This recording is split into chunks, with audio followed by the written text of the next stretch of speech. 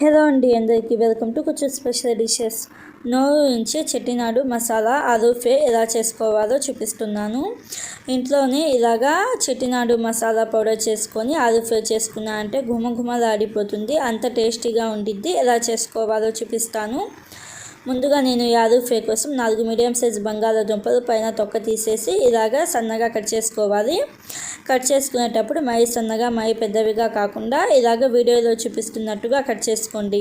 ఇలాగా కట్ చేసుకున్న ఈ ఆలు ముక్కలన్నిటిని ఒక గిన్నెలోకి వేసుకోండి. ఇలాగా ఒక గిన్నెలోకి వేసుకొని ఒకసారి నీళ్ళతో శుభ్రంగా కడిగేసేయండి. శుభ్రంగా కడిగిన తర్వాత ఇంకొక గిన్నె తీసుకొని 2 గ్లాసుల దాకా నీళ్ళని వేసుకొని కడిగిన ఆలు ముక్కలు వేసుకొని సాల్ట్ ఒక 1/2 టీ స్పూన్ దాకా వేసుకొని ఈ ప్యాన్ని స్టవ్ మీద పెట్టేసి మీడియం ఫ్లేమ్లో ఒక 5 నుంచి 8 నిమిషాల పాటు ఉడికించుకోండి. చెట్టినాడు మసాలా పౌడర్ కోసం స్టవ్ ఆన్ చేసుకొని కడాయి పెట్టుకొని మినపప్పు 2 టేబుల్ స్పూన్లు వేసుకోండి. అలాగే మీ కారానికి తగినంత ఎండుమిరపకాయలు వేసుకొని బ్లాక్ పెప్పర్ నల్లమిరియాలు 1 టీ స్పూన్ దాకా వేసుకొని మంట మీడియం ఫ్లేమ్లో పెట్టేసి దోరగా వేయించుకోండి.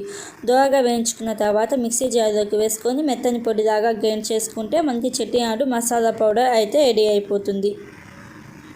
మీరు కావాలంటే ఈ మసాలా పౌడర్ని స్టవ్ కూడా చేసుకోవచ్చు. బంగాళదుంపలు కూడా ఉడికిపోయాయి కదా. ఇప్పుడు స్టవ్ ఆన్ చేసుకొని కడాయి పెట్టుకొని 2 టేబుల్ స్పూన్ల దాకా ఆయిల్ వేసుకొని తాలింపు దినుసులు ఒక 2 టీ స్పూన్లు వేసుకోండి. అలాగే ఒక రెమ్మ కరివేపాకు వేసుకొని ఒక ఎండుమిరపకాయని సగానికి తుంచుకొని వేసుకొని ఈ తాలింపు దినుసులను దోరగా వేయించుకోండి. తాలింపు దినుసులను దోరగా వేయించుకున్న తర్వాత ఉడికించి పెట్టుకున్న బంగాళదుంప ముక్కలు వేసేసి మంట హై ఫ్లేమ్లో పెట్టేసి కలుపుకుంటూ ఒక 2-3 నిమిషాల పాటు ఫ్రై చేసుకుంటే మనకి పైన ఆలు అనేది కొంచెం క్రిస్పీగా వస్తుంది. అప్పుడు పసుపు ఒక 1/2 టీ స్పూన్, సాల్ట్ ఒక 1/2 టీ స్పూన్ దాకా వేసుకొని అంతా కలిసేటట్టుగా ఒకసారి బాగా కలపండి.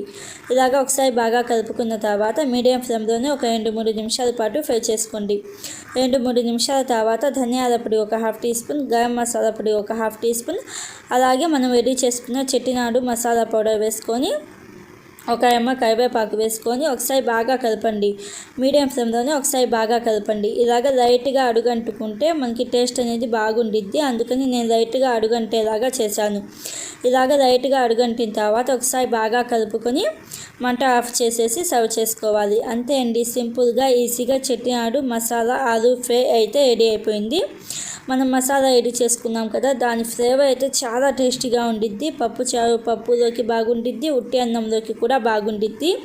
నేనైతే టమోటా చట్నీ అలాగే ఆలూ ఫ్రై కాంబినేషన్తో తిన్నాను. టేస్ట్ అయితే చాలా బాగుంది, అసలు మిస్ కాకండి. డిఫరెంట్ ఫ్లేవర్తో చాలా టేస్టీగా ఉండిద్ది. ఒకసారి తప్పకుండా ట్రై చేసి మీకు ఎలా వచ్చిందో కామెంట్లో చెప్పండి.